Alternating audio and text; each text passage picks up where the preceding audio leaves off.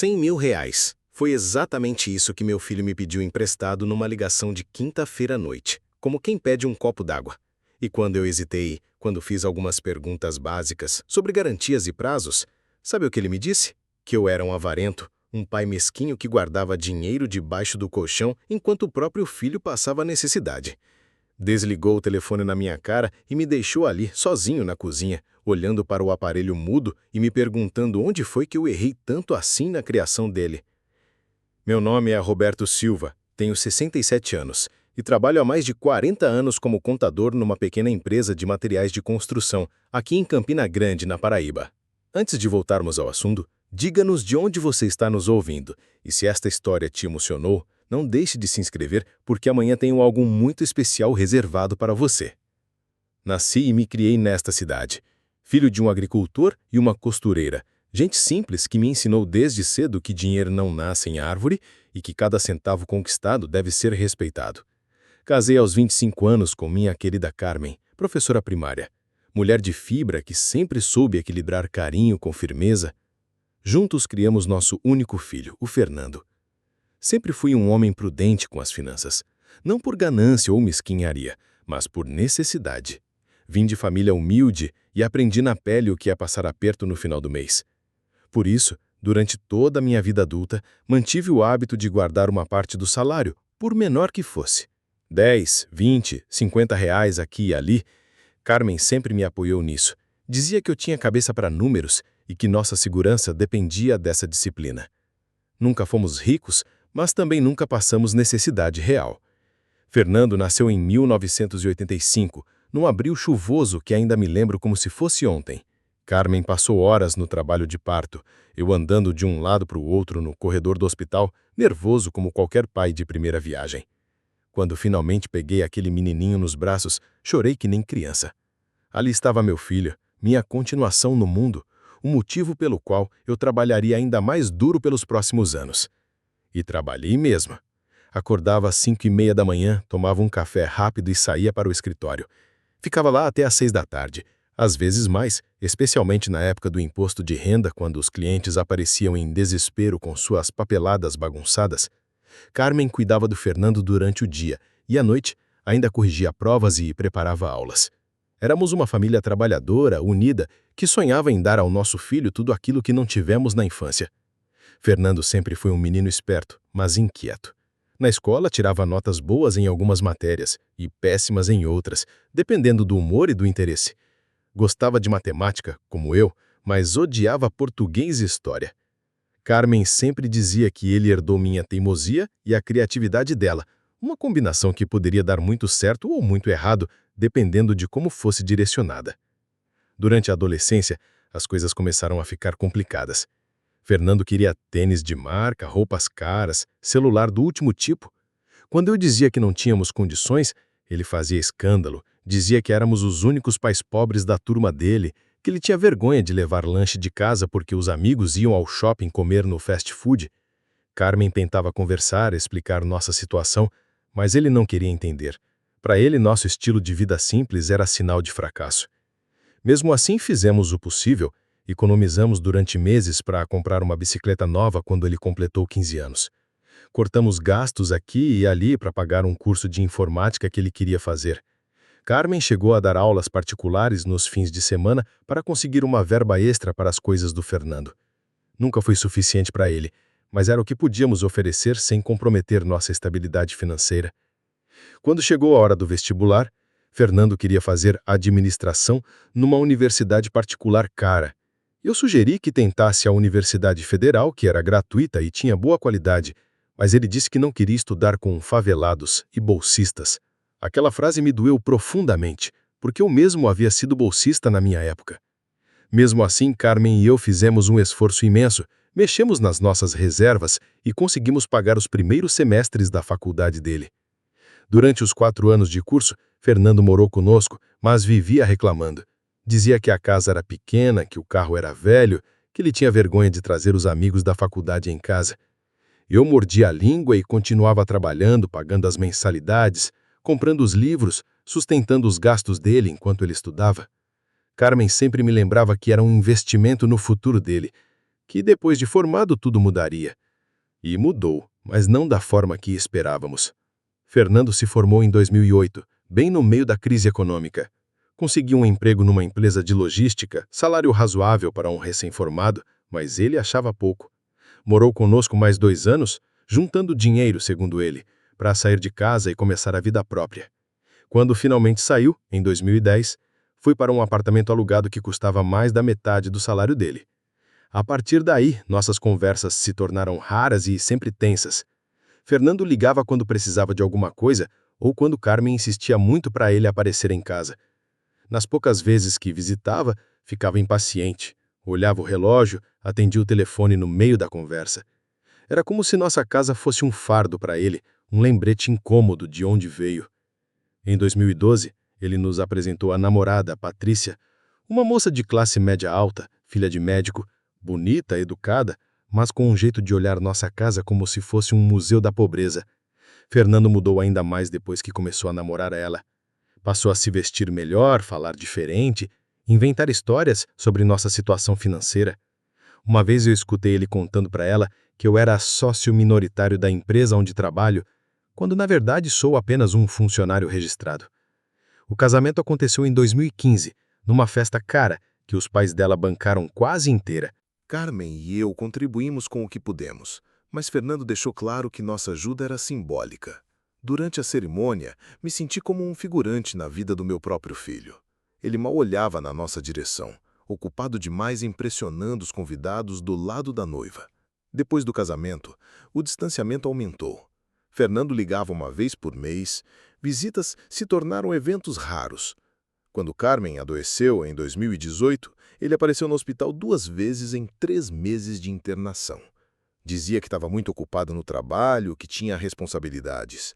Eu ficava lá todos os dias depois do serviço, segurando a mão dela, conversando, levando flores baratas que comprava na entrada do hospital. Carmen nunca reclamou da ausência do filho, mas eu via a tristeza nos olhos dela. Carmen morreu numa madrugada de agosto.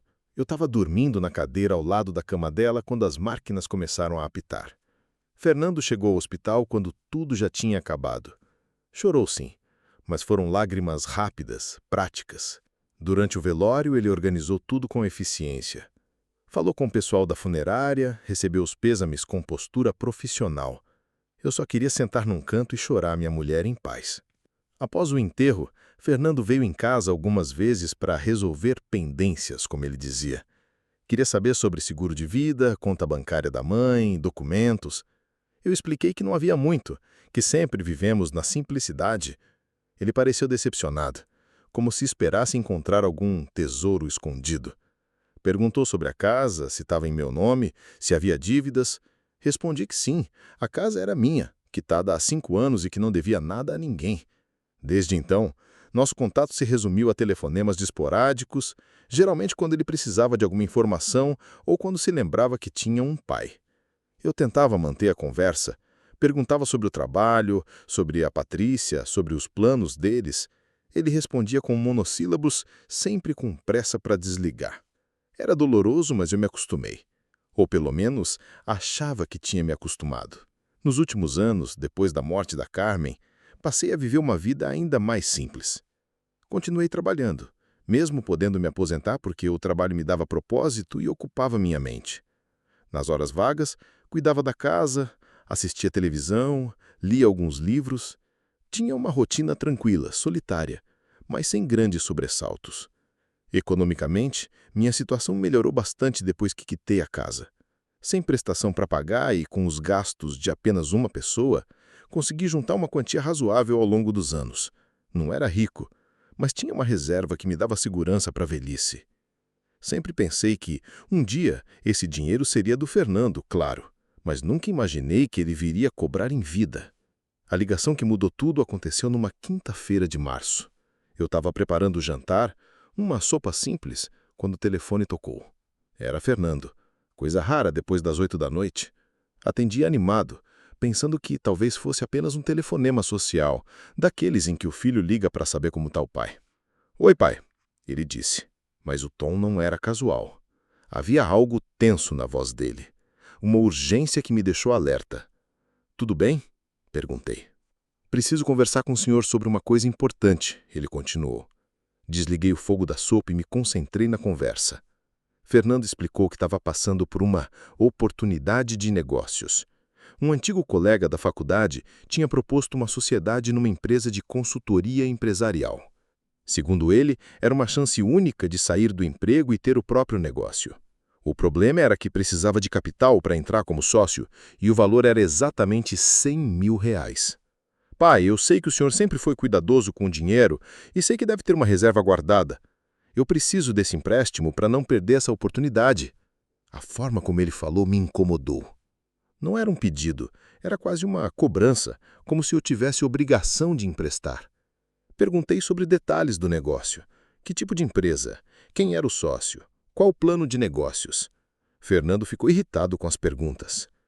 Pai, não tem tempo para isso. A oportunidade é agora. Ou o senhor confia em mim ou não confia. Expliquei que não era questão de confiança, mas de prudência.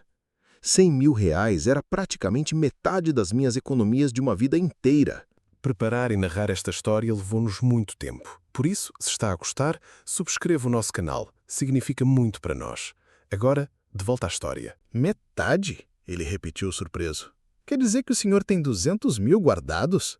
A forma como ele perguntou me deixou desconfortável. Era como se estivesse calculando algo na cabeça. Confirmei que tinha essa quantia, fruto de 40 anos de economia, incluindo o dinheiro do seguro da Carmen. Foi aí que a conversa azedou. Fernando disse que eu estava sendo egoísta, que era meu filho único e que deveria ajudá-lo a crescer na vida. Quando tentei explicar que precisava de garantias, que queria entender melhor o negócio antes de emprestar uma quantia tão alta, ele explodiu.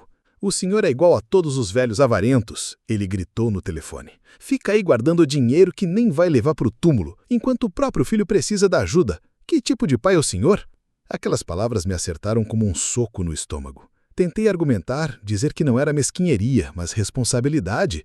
Ele não quis ouvir. Deixa pra lá, ele disse com uma frieza que me gelou. Já entendi que tipo de apoio posso esperar do senhor. Quando eu conseguir sozinho, o senhor não venha se orgulhar de ser meu pai. E desligou. Fiquei ali parado na cozinha, com o telefone na mão, tentando processar o que havia acontecido.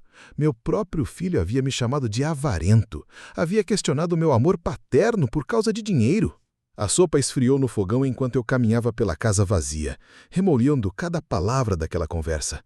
Naquela noite não consegui dormir. Ficava pensando se realmente estava sendo mesquinho. Será que um pai deveria emprestar dinheiro para o filho sem fazer perguntas? Será que minha prudência havia se transformado em ganância? Lembrei da Carmen, de como ela sempre dizia que Fernando precisava aprender o valor das coisas. Mas também lembrei do quanto ela amava nosso filho, do quanto faria qualquer sacrifício por ele. Na sexta-feira, tentei ligar para Fernando. Caiu direto na caixa postal. Tentei no sábado, no domingo, nada. Era como se ele tivesse me apagado da vida dele por causa da minha hesitação em emprestar o dinheiro. Aquilo me doeu mais do que todas as palavras ruins que ele havia dito. Durante a semana seguinte, comecei a repensar minha decisão. Talvez pudesse emprestar o dinheiro mesmo sem as garantias que queria. Afinal, ele era meu filho, meu único herdeiro. Se o negócio desse certo, ele ficaria independente financeiramente. Se desse errado, pelo menos eu teria tentado ajudar. Mas havia algo que me incomodava profundamente na forma como ele havia abordado a situação. A pressa, a falta de detalhes, a irritação com minhas perguntas. Era como se ele achasse que tinha direito ao meu dinheiro. Como se fosse uma herança antecipada que eu estava negando por pura maldade. Resolvi procurar informações sobre esse tipo de investimento. Conversei com alguns clientes da empresa onde trabalho, pequenos empresários que poderiam me dar uma opinião. A maioria foi categórica. Nunca investir em negócio sem conhecer todos os detalhes. Nunca emprestar dinheiro sem garantias reais, mesmo para a família. Um deles, seu Antônio, dono de uma loja de tintas, me contou uma história parecida. Havia emprestado R$50 mil para o cunhado montar uma lanchonete. O cunhado quebrou em 6 meses, desapareceu da cidade e nunca devolveu um centavo. Roberto, ele me disse, dinheiro e família não se misturam. Ou você dá de presente sabendo que não vai voltar, ou não dá. Empréstimo em família sempre acaba mal. Essas conversas me fizeram refletir ainda mais. Será que Fernando realmente acreditava no negócio ou estava apenas desesperado por dinheiro? Será que ele voltaria a falar comigo se o investimento desse errado? E se desse certo, ele se lembraria de quem o ajudou?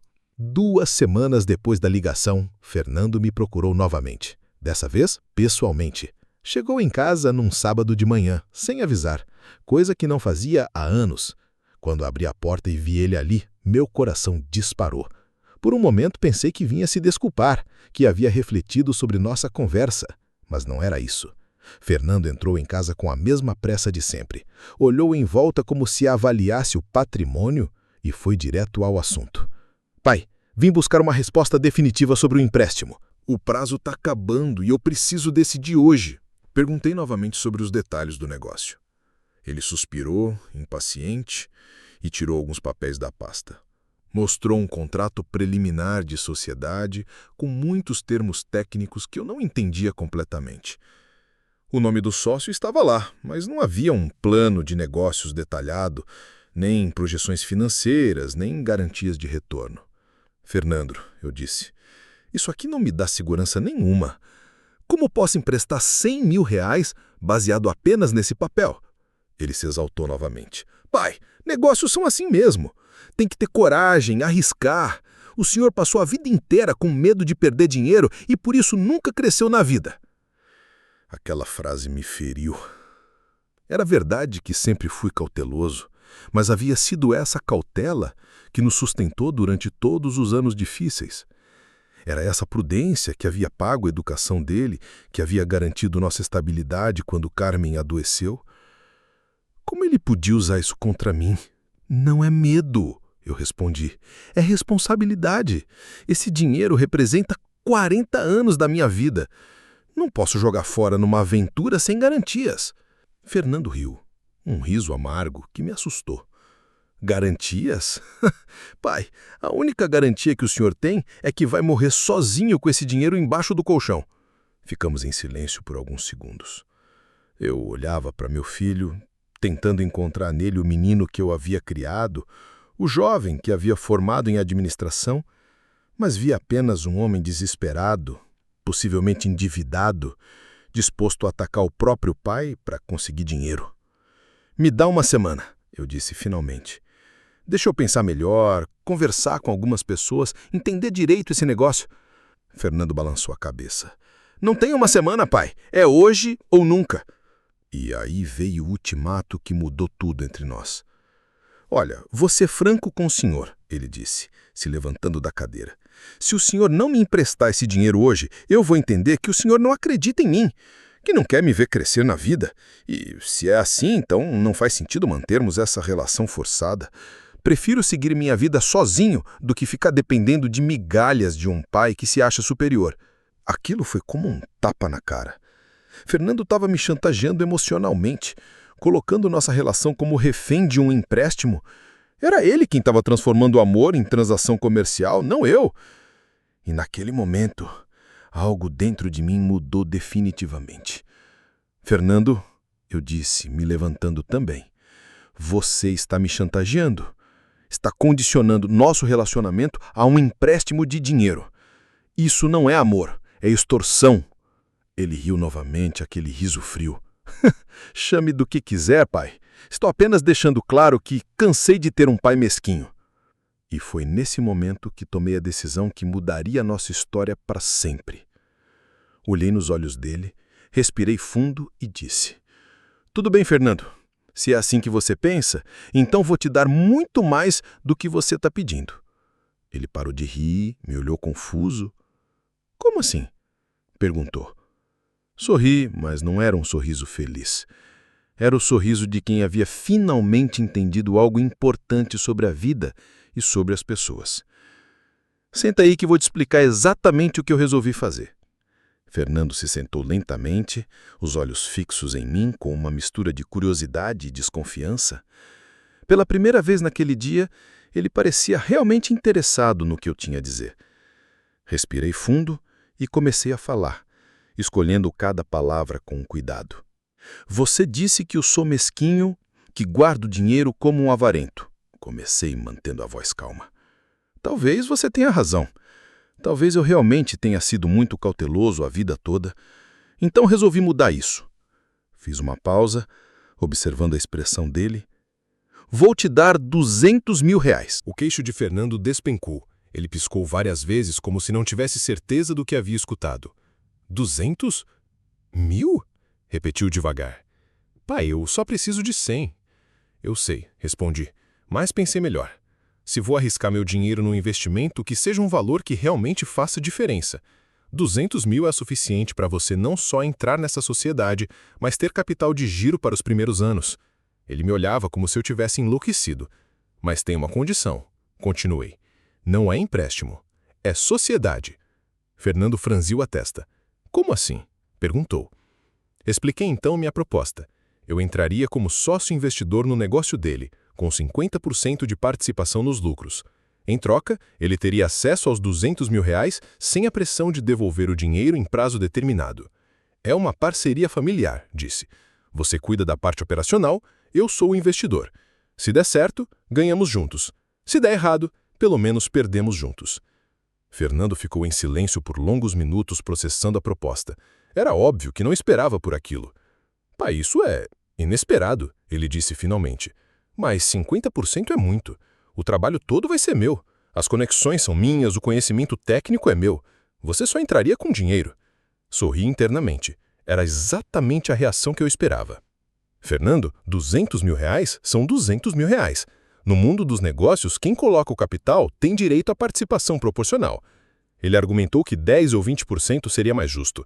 Expliquei que, nesse caso, eu preferia emprestar apenas 100.000, como ele havia pedido originalmente, mas com juros de mercado e garantias reais. Você escolhe, disse. Empréstimo tradicional com 100.000 ou sociedade com 200.000? Não tem meio termo. A ganância falou mais alto. Fernando aceitou a sociedade, mas pediu alguns dias para ajustar os detalhes com o sócio. Concordei, mas estabeleci uma condição. Queria conhecer pessoalmente esse tal sócio antes de assinar qualquer documento. Se vamos ser parceiros, disse, preciso conhecer toda a equipe. Nos dias seguintes, Fernando ficou eufórico. Ligava constantemente para contar como o sócio havia ficado impressionado com o aporte de capital, como os planos estavam evoluindo rapidamente. Pela primeira vez em anos, ele parecia genuinamente animado em conversar comigo.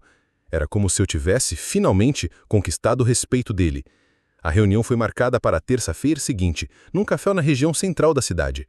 Fernando chegou acompanhado de um homem de uns 40 anos, bem vestido, sorriso fácil e aperto de mão firme. Maurício Campos se apresentou como especialista em consultoria empresarial, ex-funcionário de uma multinacional com um MBA e várias certificações. Durante a primeira hora, Maurício falou sobre o mercado de consultoria, as oportunidades na região, o perfil dos clientes que pretendiam atender. Conhecia o assunto, usava termos técnicos apropriados, demonstrava experiência real na área. Fernando participava ativamente da conversa, completando informações, fazendo perguntas inteligentes. Mas havia algo que me incomodava. Maurício falava muito sobre o potencial futuro e pouco sobre o presente concreto. Quando perguntei sobre clientes já confirmados, ele disse que havia alguns interessados, mas nada fechado ainda.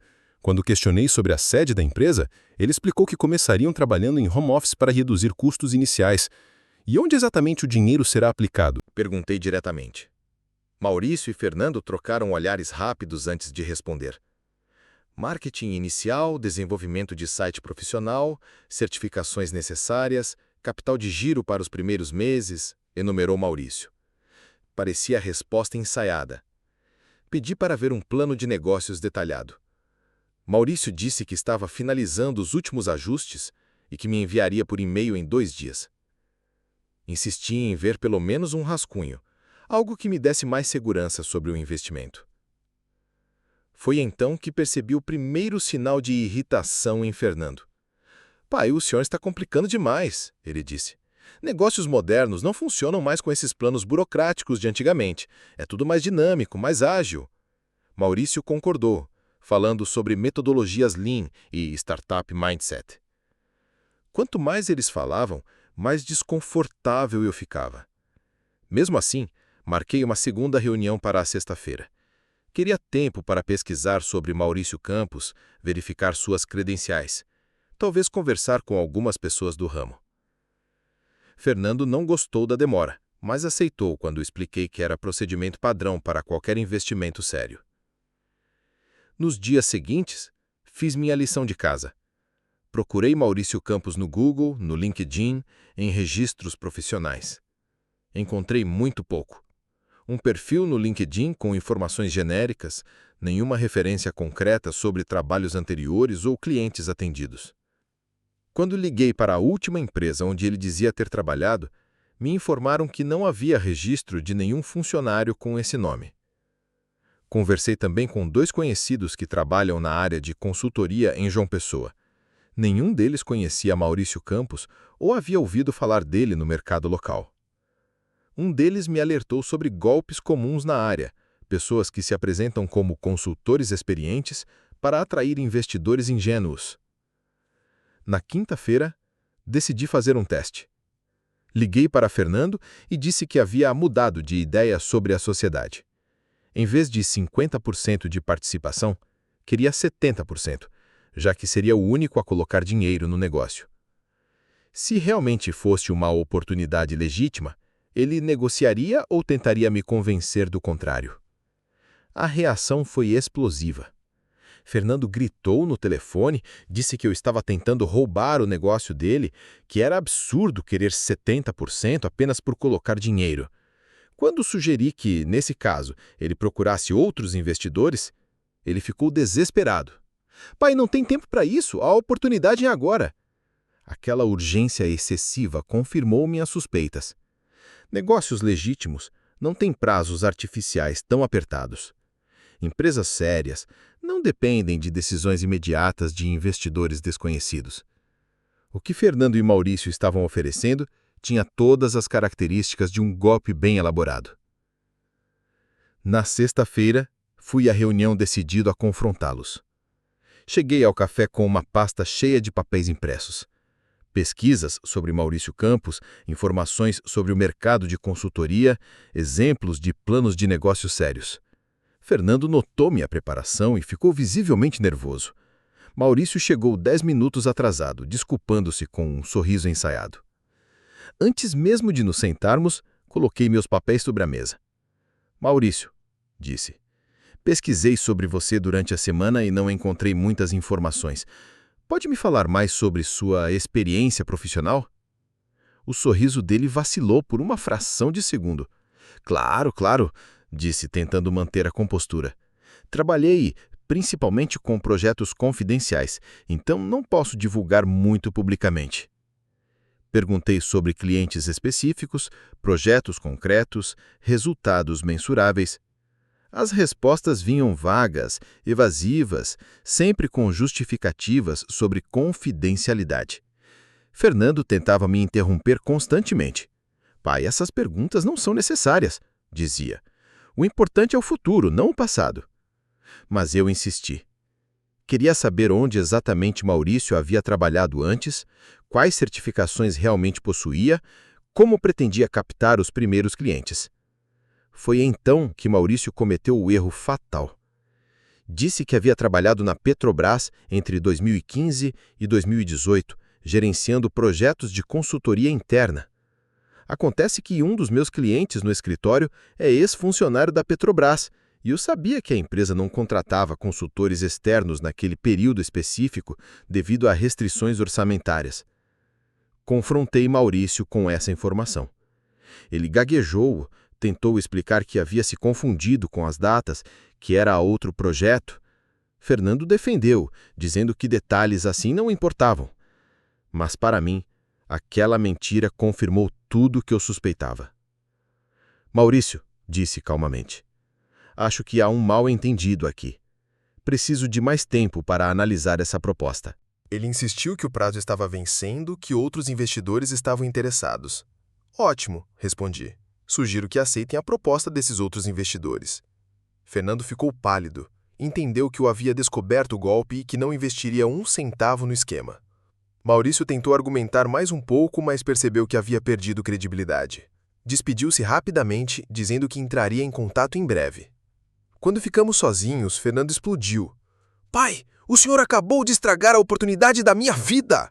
Por causa de detalhes bobos! De paranoia! Tentei explicar calmamente que Maurício havia mentido sobre informações básicas, que um empresário sério não faria isso.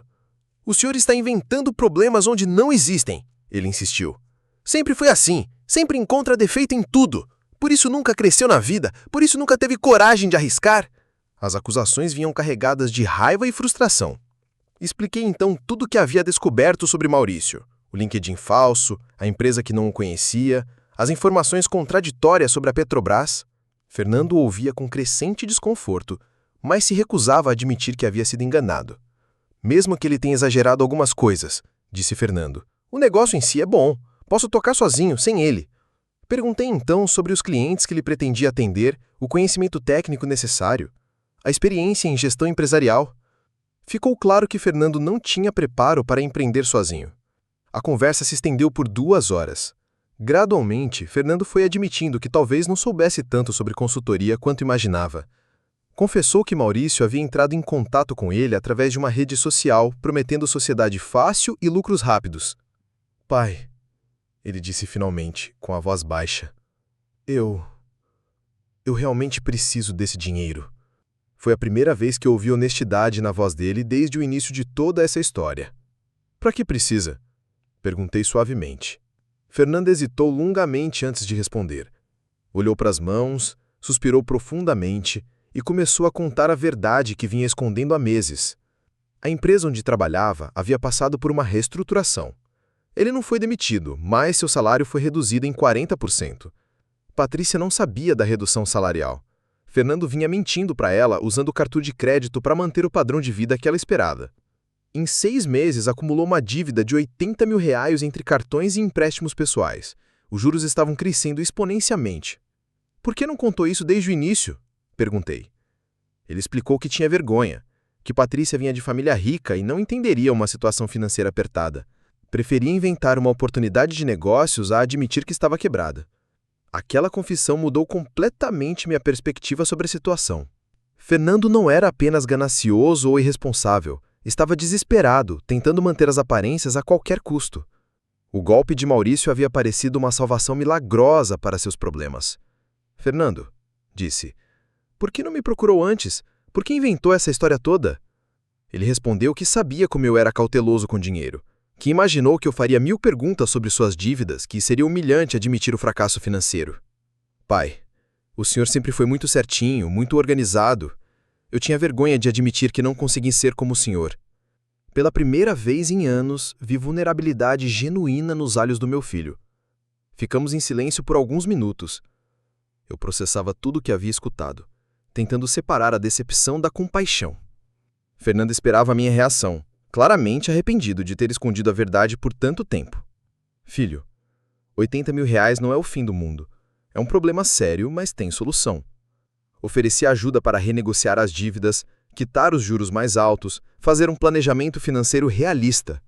Fernando se emocionou, disse que não merecia minha ajuda depois de tudo que havia dito. Expliquei que ajudar um filho em dificuldades era muito diferente de bancar aventuras empresariais duvidosas. Vamos resolver isso juntos, mas com transparência total. Nada de mentiras, nada de teatro. Fernando concordou em contar a verdade para Patrícia naquela mesma semana. Também aceitou minha ajuda para reorganizar as finanças e procurar alternativas profissionais mais estáveis. Pela primeira vez em muito tempo, senti que estava conversando com meu filho de verdade, não com uma versão fabricada dele. Naquela tarde, voltei para casa com sentimentos contraditórios. Estava decepcionado com as mentiras, mas aliviado por ter descoberto a verdade antes de perder dinheiro no golpe. Estava triste pela situação financeira do Fernando, mas esperançoso pela possibilidade de reconstruirmos nossa relação. No sábado de manhã, Fernando apareceu em casa novamente. Dessa vez trazia a Patrícia junto. Ela estava visivelmente abalada, os olhos vermelhos de tanto chorar. Fernando havia cumprido a promessa de contar a verdade sobre a situação financeira deles. Seu Roberto, disse Patrícia, eu não sabia de nada. O Fernando sempre disse que estava tudo bem no trabalho. Sua voz tremulava de emoção. Eu gastei tanto dinheiro em coisas desnecessárias. Se soubesse, teria ajudado a economizar. A conversa que se seguiu foi reveladora. Patrícia não era a mulher fútil e interesseira que eu havia imaginado. Sim, vinha de família com condições financeiras melhores, mas estava disposta a se adaptar à nova realidade. O problema era que Fernando nunca havia dado a ela a chance de conhecer suas dificuldades. Pai, disse Fernando, a Patrícia quer ajudar a quitar as dívidas. Ela tem uma reserva de emergência que pode emprestar para nós. Aquilo me surpreendeu positivamente. Era sinal de que o casamento deles tinha a base mais sólida do que eu pensava. Passamos a manhã toda organizando as finanças do casal. Listamos todas as dívidas, calculamos juros, estabelecemos prioridades de pagamento. Com a reserva da Patrícia, mais uma ajuda minha de R$40 mil, seria possível quitar tudo e ainda sobrar um pouco para emergências. Mas tem uma condição, disse para Fernando. Você vai procurar um segundo emprego ou uma renda extra até regularizar completamente a situação. Ele aceitou sem hesitar. Patrícia sugeriu que eles se mudassem para um apartamento menor, reduzindo o aluguel pela metade. Naquele final de semana, senti algo que não experimentava há anos. Orgulho genuíno do meu filho, não pelo sucesso profissional ou pelos bens materiais, mas pela coragem de assumir os erros e buscar soluções honestas. Na segunda-feira, Fernando ligou para avisar que Maurício havia sumido.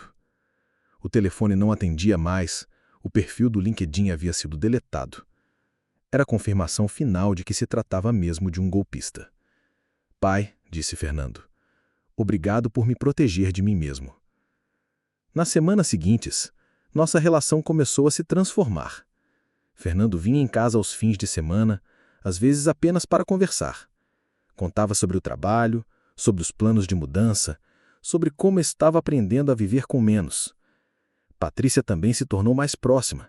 Perguntava sobre receitas da Carmen, ajudava nos afazeres domésticos. Um mês depois, Fernando arranjou um trabalho de meio período como professor em um curso técnico. O salário não era alto, mas complementava a renda principal. Ele gostava de ensinar e descobriu uma vocação que não conhecia. Sabe, pai, ele me disse certa tarde, talvez o que eu sempre quis não fosse ser empresário.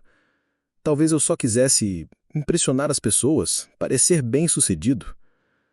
Conversamos longamente sobre expectativas, sobre a pressão de corresponder à imagem que outros fazem de nós. Fernando admitiu que durante anos tentou ser alguém que não era, gastando mais do que podia para manter uma fachada de prosperidade. A crise financeira, paradoxalmente, havia sido libertadora. Forçou-o a repensar prioridades e redescobrir valores que havia esquecido. 3 meses depois do episódio com Maurício, recebi uma ligação inesperada. Era um delegado da Polícia Civil, informando que Maurício Campos havia sido preso em outra cidade, aplicando o mesmo golpe em outros investidores. Precisavam do meu depoimento sobre a tentativa de fraude. No dia em que fui prestar depoimento, encontrei outras 2 vítimas na delegacia. Um aposentado havia perdido R$50 mil no mesmo esquema. Um pequeno empresário havia entregado R$80 mil. Ambos conheceram Maurício através de filhos que haviam sido abordados nas redes sociais. Você teve sorte de desconfiar a tempo, disse o delegado. Esse golpe está se espalhando pelo interior. Sempre usam a mesma estratégia. Abordam jovens endividados, prometem sociedades fáceis, pressionam por decisões rápidas. Voltei para casa naquele dia pensando em como Fernando poderia ter sido apenas mais uma vítima se eu não tivesse insistido em verificar as informações. A experiência nos ensinou muito sobre confiança, sobre a importância de questionar propostas que parecem boas demais para ser verdade. Naquela noite, liguei para Fernando e contei sobre a prisão de Maurício. Ele ficou calado por alguns segundos antes de dizer: Pai, eu quase arrastei o senhor comigo nessa loucura. Se o senhor tivesse confiado em mim cegamente, teríamos perdido tudo. Fernando, respondi, confiar não significa fechar os olhos. Confiar é acreditar que a pessoa merece uma verificação cuidadosa antes de grandes decisões. Ele concordou, disse que havia aprendido a diferença entre desconfiança e prudência. 6 meses depois, Fernando e Patrícia quitaram todas as dívidas. Mudaram-se para um apartamento menor, mais aconchegante. Aprenderam a cozinhar em casa, descobriram prazeres simples como caminhar no parque aos domingos. O relacionamento deles se fortaleceu através das dificuldades. Fernando começou a falar sobre ter filhos. Pai, quando eu for pai, quero ser do jeito que o senhor foi comigo. Presente, mas não permissivo, carinhoso, mas não frouxo. Aquelas palavras me emocionaram profundamente. Hoje, quase um ano depois de tudo isso, nossa família encontrou um equilíbrio que não conhecíamos antes. Fernando aprendeu a valorizar a estabilidade financeira, e eu aprendi a equilibrar prudência com apoio emocional. Patrícia se tornou a filha que Carmen sempre sonhou ter. Mas essa história ainda reservava uma surpresa final que mudaria tudo mais uma vez. Porque no dia em que Fernando finalmente conseguiu juntar dinheiro suficiente para dar entrada numa casa própria, descobrimos algo sobre minha situação financeira que nem eu mesmo sabia. A descoberta aconteceu numa terça-feira qualquer, quando fui ao banco para transferir o dinheiro da entrada da casa do Fernando. O gerente, seu Paulo, que me atende há mais de 15 anos, me chamou para uma conversa reservada em sua sala. Roberto, ele disse com um sorriso estranho.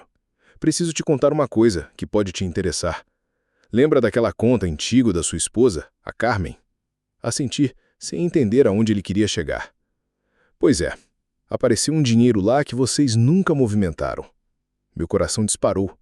Como assim apareceu dinheiro? Seu Paulo explicou que havia uma aplicação automática em CDB que Carmen havia feito anos atrás com renovação automática. O valor inicial era pequeno, mas com juros compostos acumulados por mais de 20 anos, havia se transformado numa quantia considerável. Quanto? Perguntei a voz saindo meio rouca.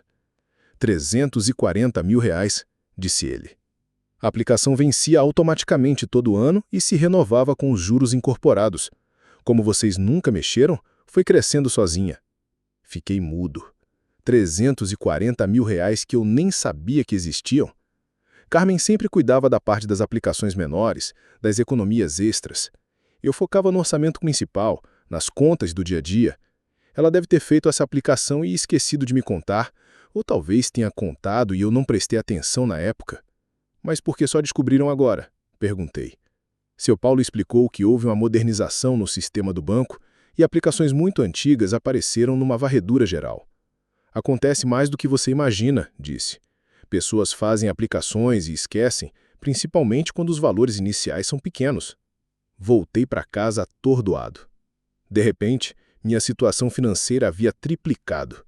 Eu, que sempre me preocupei com cada centavo, descobria que era mais rico do que jamais sonhei. A ironia da situação não passou despercebida. Durante meses, Fernando me chamava de avarento por hesitar em emprestar 100 mil reais, enquanto eu tinha mais de $500 mil guardado, sem nem saber. Naquela noite, não consegui dormir. Ficava pensando na Carmen, em como ela seria feliz sabendo que nossa cautela financeira havia resultado numa reserva tão grande. Pensava também em Fernando, em como nossa relação havia mudado depois da crise, em como essa descoberta poderia afetar tudo o que construímos. Na manhã seguinte, decidi não contar nada para Fernando imediatamente. Queria primeiro processar a informação, decidir como usar esse dinheiro de forma inteligente. Havia aprendido que dinheiro em família é assunto delicado, que pode tanto unir quanto destruir relacionamentos. Durante a semana, observei Fernando com outros olhos. Ele vinha se esforçando genuinamente para reconstruir a vida financeira, trabalhando 2 empregos, economizando cada real. Patrícia havia voltado a trabalhar meio período para ajudar com as despesas. Os dois tinham mudado completamente a relação com o dinheiro. Numa conversa casual, Fernando comentou sobre os planos para o futuro.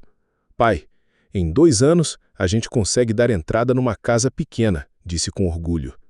Já estamos juntando certinho, sem pressa, sem ansiedade. A satisfação na voz dele era genuína.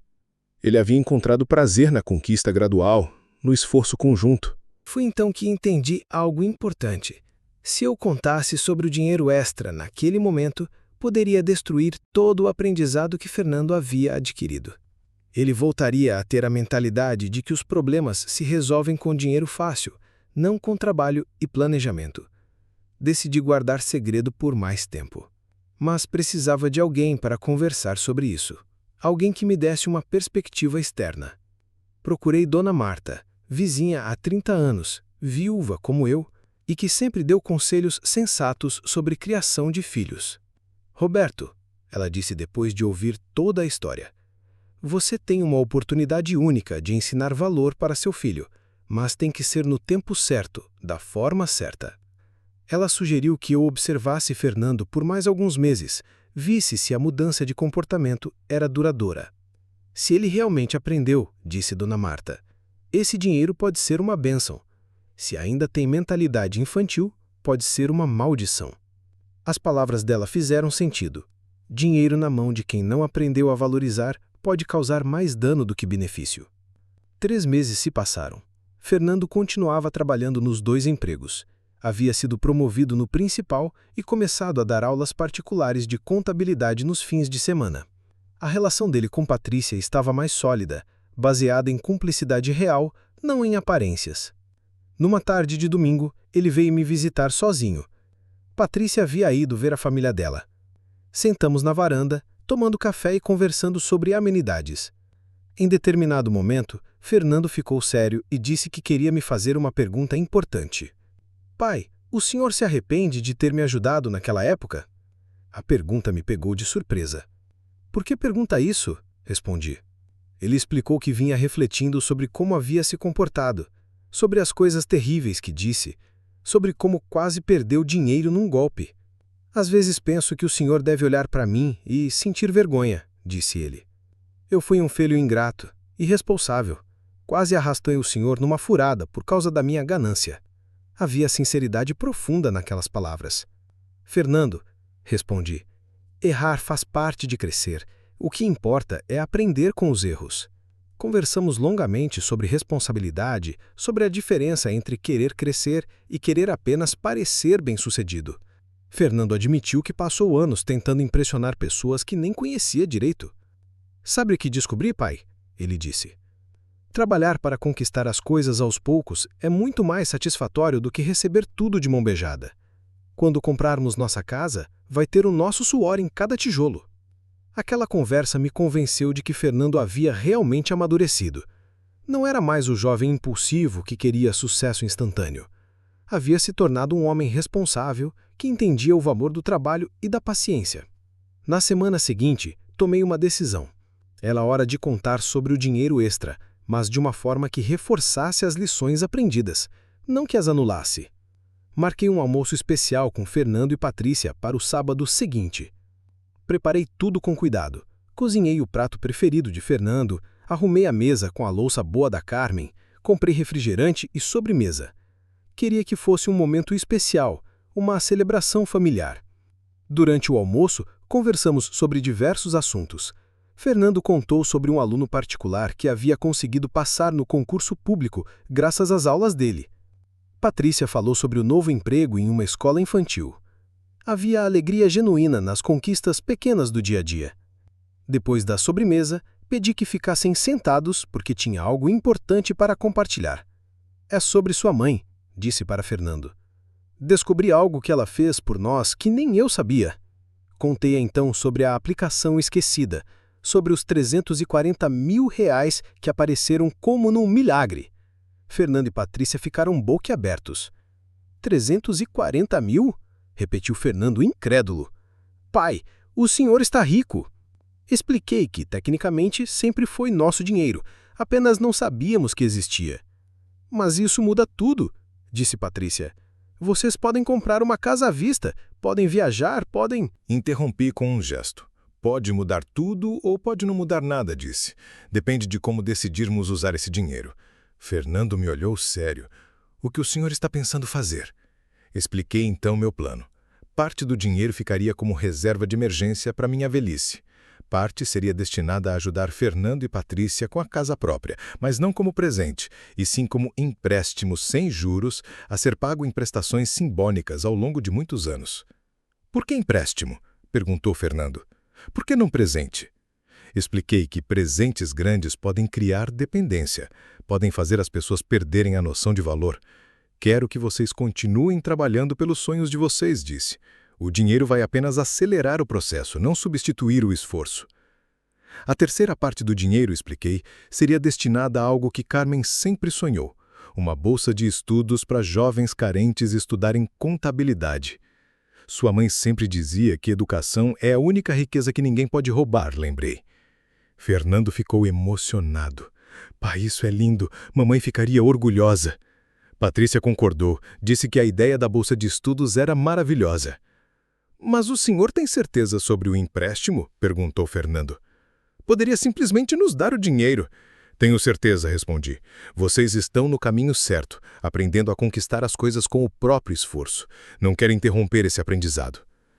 Expliquei que o empréstimo seria de R$100.000, exatamente o valor que ele havia pedido inicialmente, com prestações de R$500 por mês durante muitos anos. É mais simbólico do que prático, admiti, mas o simbolismo é importante. Vocês vão continuar sendo responsáveis pela casa de vocês. Eu apenas vou ajudar vocês a conseguirem mais rápido. Fernando se levantou e me abraçou forte. Pai, obrigado. Não pelo dinheiro, mas por continuar me ensinando, mesmo quando eu não mereço. Patrícia também se emocionou. Disse que nunca tinha visto tanta sabedoria numa decisão financeira. Naquela tarde, definimos todos os detalhes. O empréstimo seria formalizado, com um contrato simples, mas claro. Fernando e Patrícia manteriam os empregos, continuariam juntando dinheiro próprio para móveis e decoração. A casa seria comprada em nome dos dois, não haveria minha participação na escritura. Quero que seja inteiramente de vocês, expliquei. Minha ajuda é temporária, a casa é para sempre. Fernando entendeu perfeitamente o simbolismo. Não seria meu investimento na casa deles, seria meu investimento no crescimento deles como pessoas responsáveis. 2 semanas depois, fomos juntos procurar casas. Fernando e Patrícia haviam pesquisado várias opções, sempre dentro de um orçamento realista. Escolheram uma casa simples, em bairro tranquilo, com um quintal pequeno onde poderiam plantar algumas árvores frutíferas. É perfeita, disse Fernando quando entramos na casa. Tem espaço para receber o senhor nos fins de semana, tem um quartinho que pode virar escritório, tem garagem para o carro. Não era luxuosa, mas era aconchegante. Tinha potencial para se tornar um lar verdadeiro. A compra foi finalizada em 1 mês. Fernando insistiu em pagar todas as taxas e documentação com dinheiro próprio. Pai, o empréstimo é só para a entrada, o resto é responsabilidade nossa. Fiquei orgulhoso da atitude dele. No dia da mudança, toda a família se mobilizou. Patrícia havia chamado os irmãos, Fernando convidou alguns amigos do trabalho. Eu contratei um caminhão e ajudei a carregar os móveis. Era uma festa pequena, mas cheia de significado. Quando terminamos de organizar tudo, Fernando me levou até o quintal. Pai, quero plantar uma árvore aqui, disse, mostrando um cantinho ensolarado. Uma que dê frutos, para lembrar que as melhores coisas da vida levam tempo para crescer. Naquela noite, voltei para minha casa vazia, mas com o coração cheio. Fernando havia se tornado o homem que Carmen sempre sonhou que ele fosse. Responsável, trabalhador, grato pelas oportunidades, sem se acomodar nelas. 3 meses depois, recebi a primeira prestação do empréstimo. R$500, pagos no dia combinado, sem atraso. Fernando fez questão de entregar pessoalmente. Disse que era uma honra poder pagar ao pai que tanto o apoiou. Sabe, pai, ele disse naquela ocasião, esses R$500 valem mais do que qualquer salário que já recebi, porque representam que sou capaz de honrar meus compromissos, que aprendi a ser responsável. Hoje, 6 meses depois da mudança, nossa família encontrou um equilíbrio bonito. Fernando e Patrícia vêm me visitar todo domingo, sempre trazendo alguma comida gostosa que aprenderam a fazer. Eu vou na casa deles uma vez por semana, para jantar e conversar sobre a vida. A bolsa de estudos da Carmen já está funcionando. 3 jovens carentes estão estudando contabilidade com a ajuda do programa. Fernando fez questão de acompanhar o progresso deles, às vezes dá aulas de reforço voluntariamente. Pai, ele me disse certa tarde, enquanto eu embalava Mateus no colo. Agora entendo por que o senhor trabalhava tanto quando eu era pequeno. É um amor diferente, né? Um amor que faz a gente querer ser melhor. Aquelas palavras me tocaram profundamente, porque mostravam que Fernando finalmente compreendia o sacrifício que fizemos por ele durante todos aqueles anos. Patrícia se revelou uma mãe dedicada e organizada. Ela havia pedido transferência para uma escola mais próxima de casa, conseguindo reduzir o tempo de deslocamento e passar mais horas com o bebê. O casal havia encontrado um ritmo próprio, dividindo tarefas domésticas e cuidados com a criança de forma harmoniosa. A situação financeira deles continuava estável. Fernando havia sido promovido novamente na empresa principal e agora coordenava uma pequena equipe. As aulas particulares ainda aconteciam aos fins de semana, mas ele reduziu a quantidade para ter mais tempo com a família. As prestações do empréstimo continuavam sendo pagas pontualmente, sempre no dia combinado. Sabe, vô Roberto, Patrícia me disse durante um almoço de domingo. Às vezes penso como seria diferente se vocês tivessem simplesmente dado o dinheiro da casa para nós. Ela balançava Mateus no colo enquanto falava. Acho que não teríamos aprendido tanto sobre responsabilidade, sobre valorizar as conquistas. Era exatamente o que eu esperava ouvir. O empréstimo não era apenas uma transação financeira, era um instrumento de educação. Cada prestação paga representava um compromisso cumprido, uma lição de responsabilidade que Fernando carregaria para sempre. No primeiro aniversário de Mateus, organizamos uma festa pequena no quintal da casa deles. Fernando havia construído um balanço simples amarrado na árvore que plantamos no dia da mudança. A árvore já estava dando os primeiros frutos, pequenas mangas que ainda levaríamos alguns anos para saborear. "Olha isso, pai", Fernando disse, apontando para as manguinhas verdes. "Quando Mateus tiver idade para brincar direito nesse quintal, vamos ter manga fresquinha da nossa própria árvore."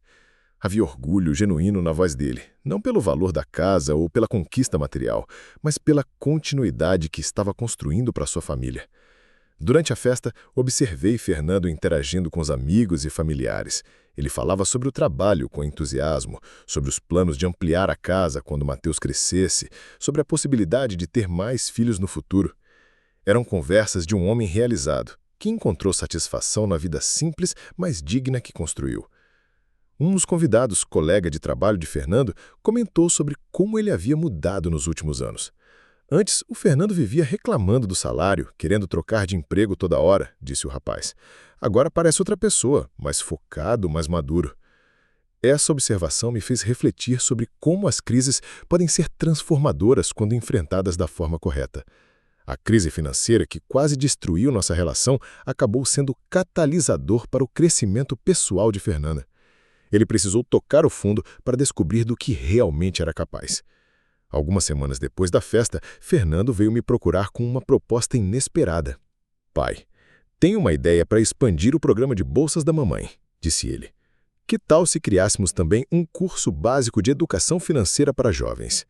A ideia me animou imediatamente.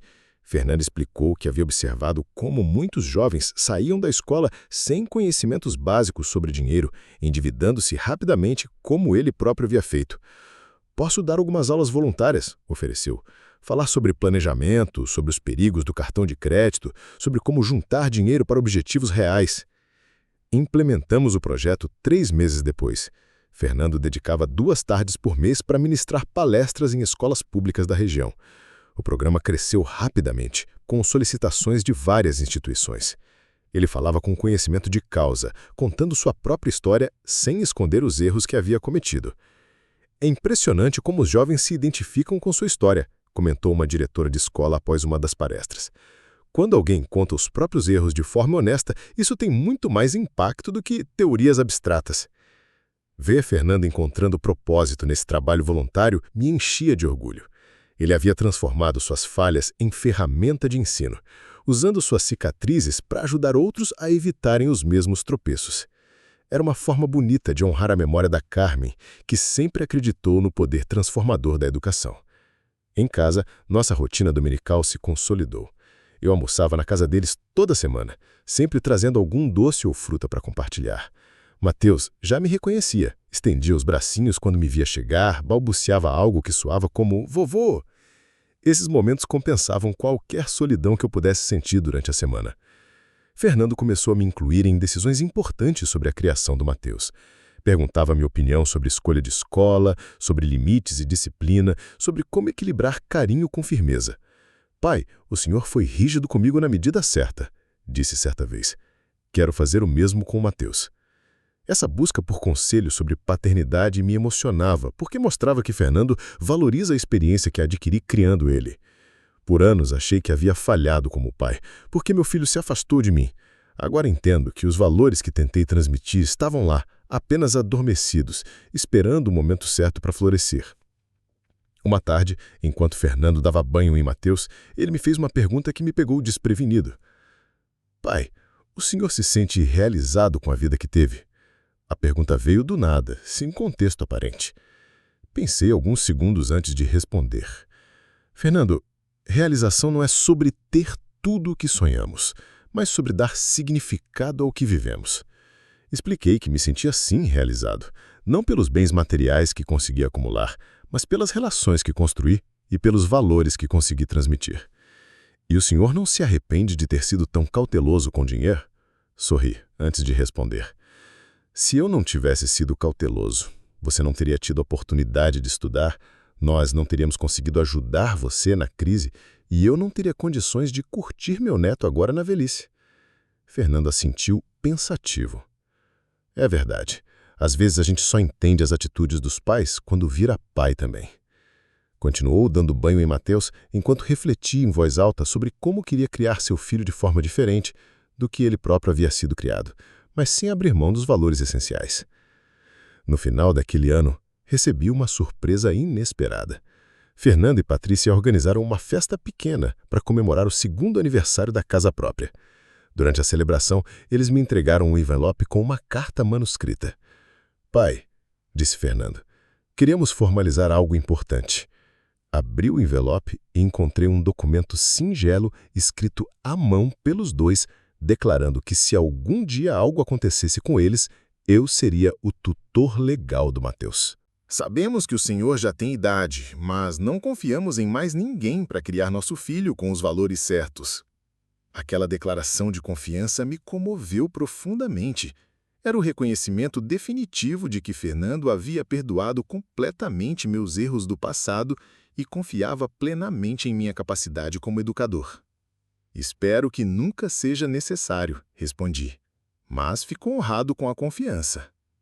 A festa também marcou outro momento especial. Fernando anunciou que havia quitado antecipadamente o empréstimo da casa. Pai, com a promoção e algumas economias extras, conseguimos acelerar os pagamentos, explicou. A casa agora é completamente nossa.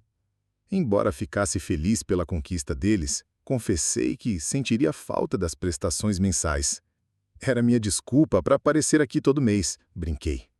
Fernando riu e garantiu que as visitas continuariam, agora por prazer puro, não por obrigação financeira. Naquela noite, voltando para casa após a festa, refleti sobre a jornada completa que havíamos percorrido juntos. Do filho revoltado que me chamou de avarento ao homem responsável que acabara de quitar sua casa própria. Da relação estremecida que quase se rompeu por causa de dinheiro ao vínculo sólido baseado em respeito mútuo e valores compartilhados. 3 meses depois, Patrícia me deu outra notícia que encheu meu coração de alegria. Estava grávida novamente. Desta vez é uma menina, contou radiante. Vamos chamar de Carmen, em homenagem à vovó que ela nunca conheceu pessoalmente. A escolha do nome me emocionou às lágrimas. Era o reconhecimento de que Carmen, mesmo ausente fisicamente, continuava presente em nossa família através dos valores que deixou e do amor que plantou. Minha neta levaria o nome da mulher que mais amei na vida. Fernando se mostrou ainda mais ansioso com a 2ª gravidez. Agora já sei o que esperar, mas cada filho é diferente, né, pai? Concordei, lembrando de como cada fase da criação dele havia trazido desafios únicos. O importante é amar e estar presente, aconselhei.